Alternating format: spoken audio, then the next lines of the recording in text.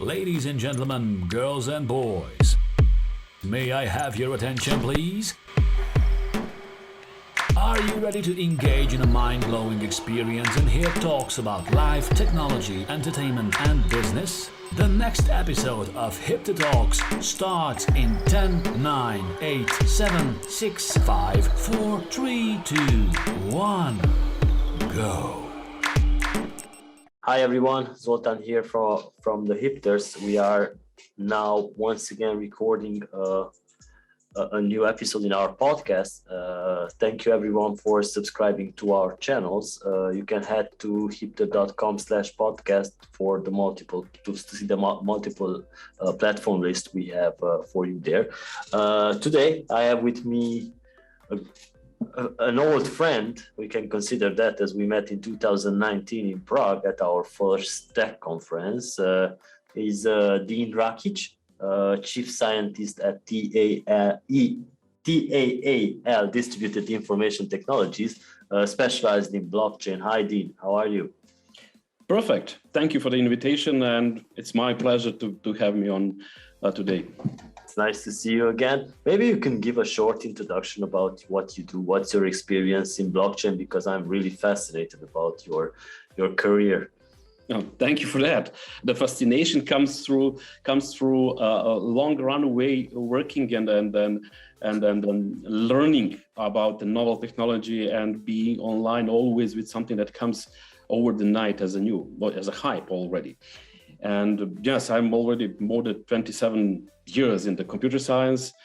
Last 10 and a half, already 11 years, really connected with the blockchain technology, not only with the crypto, but the blockchain overall technology.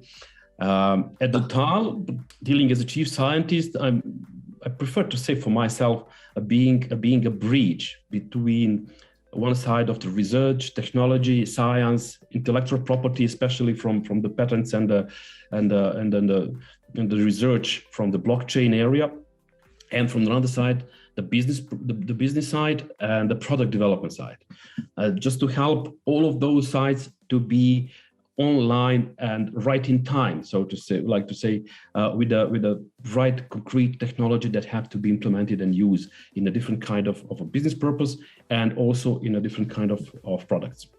Nice. I'm warning everyone that this is just in a nutshell, because there's plenty more that Dean is doing on the blockchain. So, all right. So let's discuss about your company's STAS token protocol, which has been launched, I think, last year. I want to know how it utilizes. I think it utilizes the Satoshi Vision blockchain, the BSV blockchain.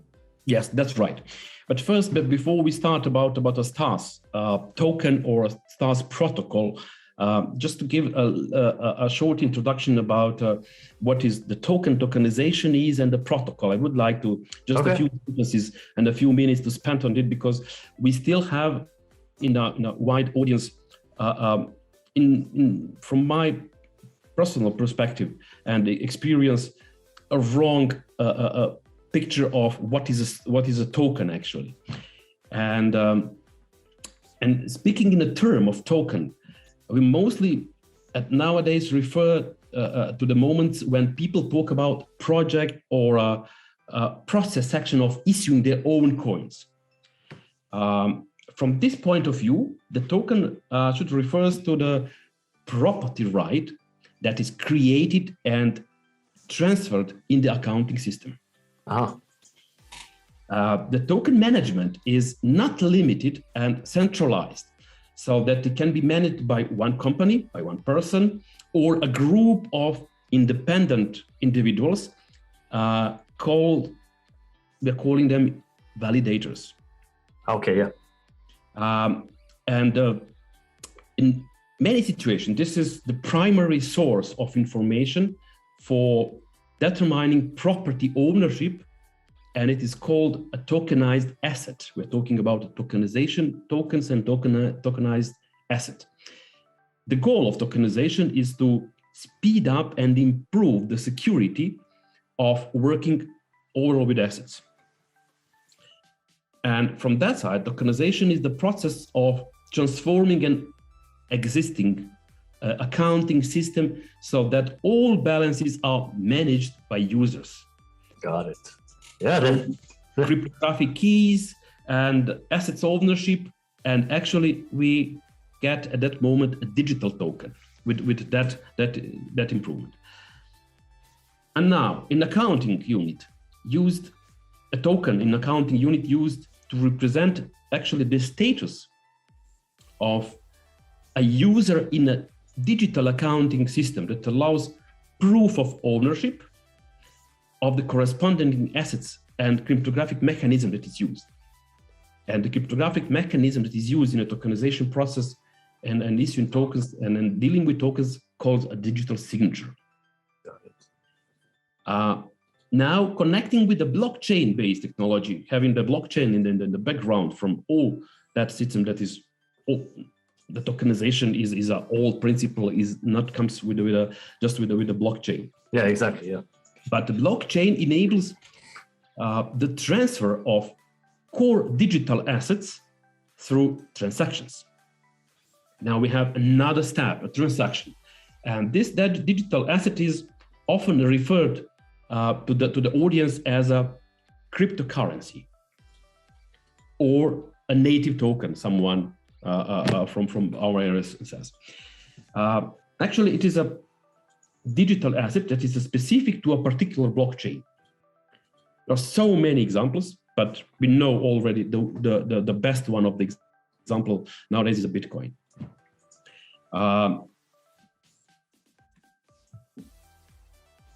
When we talk about the context of the blockchain technology, and the token is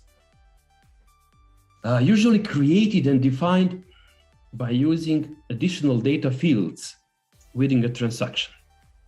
It's a really core introduction about what the STAS will be give to all that piece of processes and the steps of the process. And this additional data are often called a token data, and they are interpreted as a token by blockchain users or users of a specific token protocol. That is, users agree that the transactions, or more precisely to say, the output, because at the transaction we have two parts, input and output. Yeah.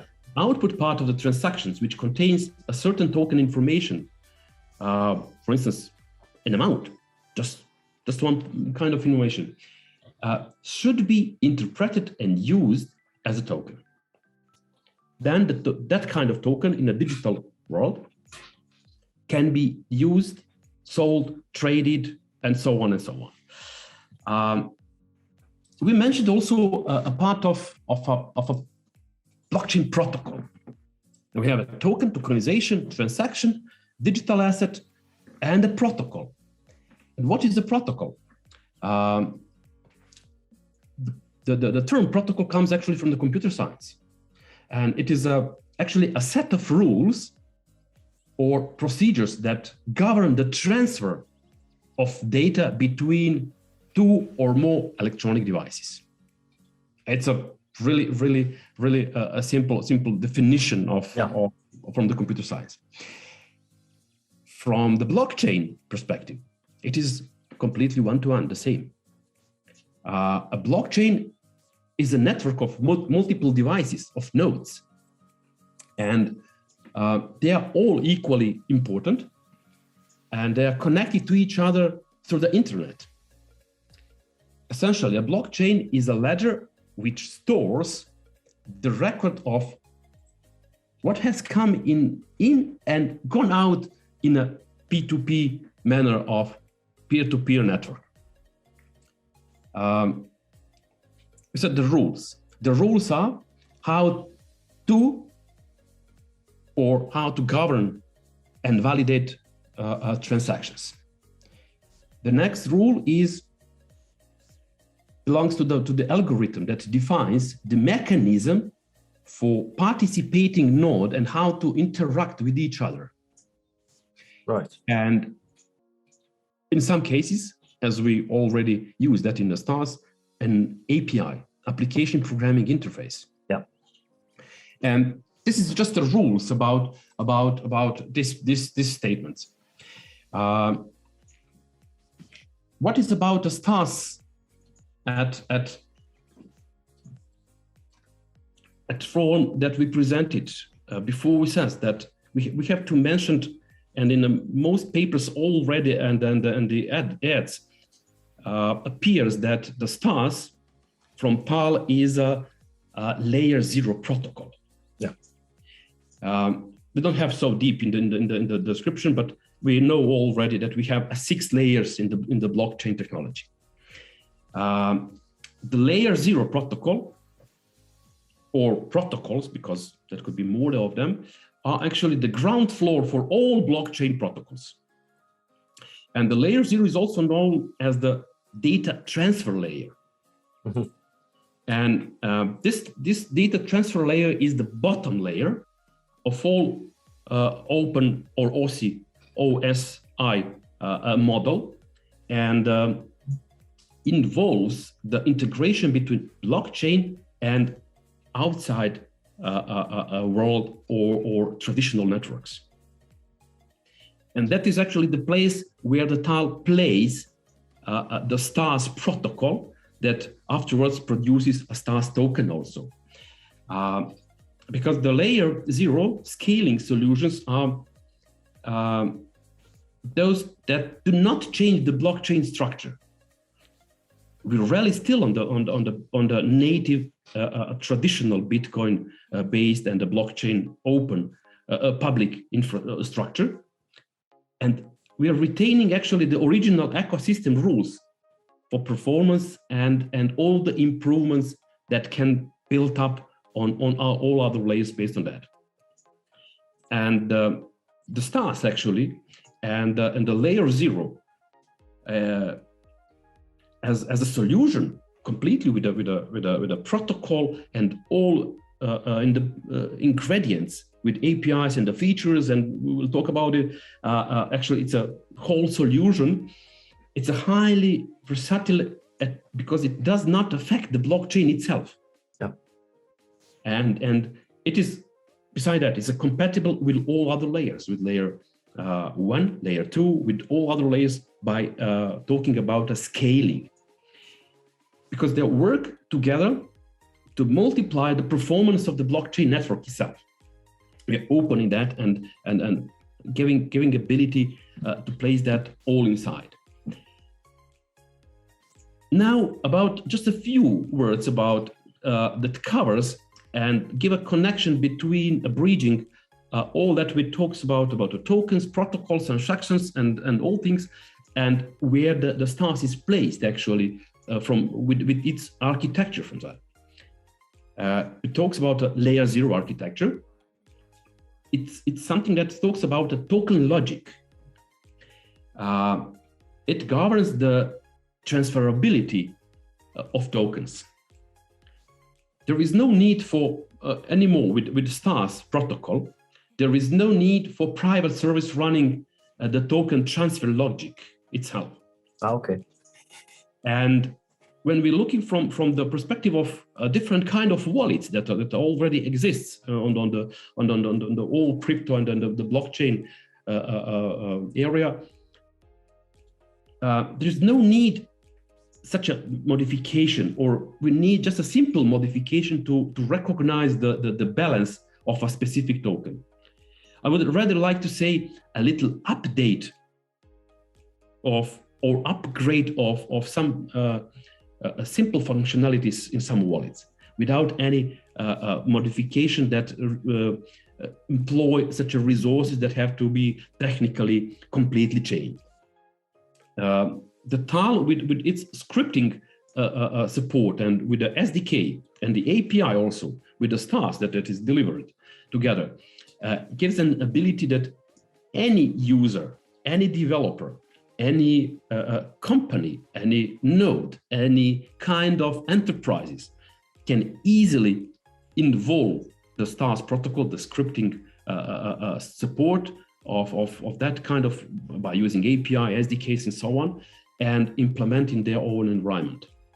Got it. And connect any kind of different already existing networks from the external world. Sometimes it looks like a hybrid blockchain, but the STAS is actually the native Bitcoin-based script, and really on the pure Bitcoin technology proclaimed by the Satoshi Nakamoto himself. And from another side, in this layer 0, there is a need for one really important part for an authenticity check, which is actually an extraction of evidence of genuineness from blockchain, which can run by installing a local open source software by the applications or wallets or other different kinds of implementation in the APIs, or for profit by the third-party businesses of validation through public data extraction. In that kind, we support the data layer architecture of layer 0 from the blockchain definition. And in the case of TAAL, with TAAL clients actually, it is possible to use the tool sets, as I mentioned, provided by SDK and also with some APIs, different kind of APIs that will be published in the next. Some of them are already published and some of them will be in the next period. And also the what's on chain Explorer. And that means by using our API endpoints, it is possible to fetch information related to ensuring in fact a token is valid, and if it is represent a token from the desired origin. That's the core.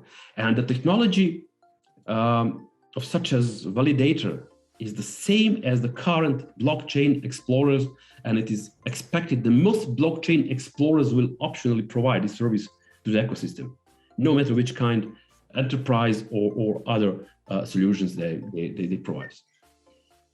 Connecting with the BSV, with the BSV infrastructure, with the BSV node, we know already that BSV is the world's largest public blockchain by all major utility metrics such as data storage and daily transactions volume. We have support for the scaling ability and average block size and using a tiny fraction of power consumed in the looking to the other chains. That's the place where the STAS actually is token. So I think that is one strong statement to end this episode. Thank you everyone for joining us, and join us next week for another episode of HIPTHER Talks podcast. Thank you so much. Thank you. Thank you for joining. Be sure to check back next week for the next HIPTHER Talks and subscribe on Amazon Music, Overcast, Spotify, Google Podcast, Apple Podcast, iHeartRadio, SoundCloud, Mixcloud, and Pandora.